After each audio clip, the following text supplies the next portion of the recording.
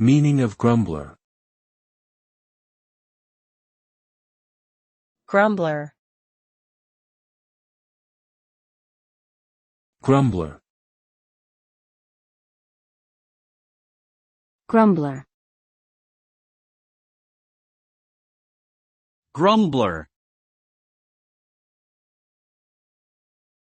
The word grumbler refers to a person who frequently complains or expresses dissatisfaction in a persistent and annoyed manner.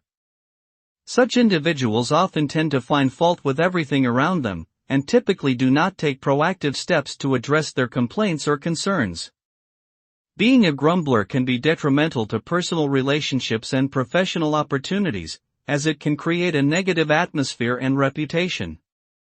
In essence, a grumbler is someone who habitually voices discontent without actively seeking solutions, and can be seen as a nuisance by those around them.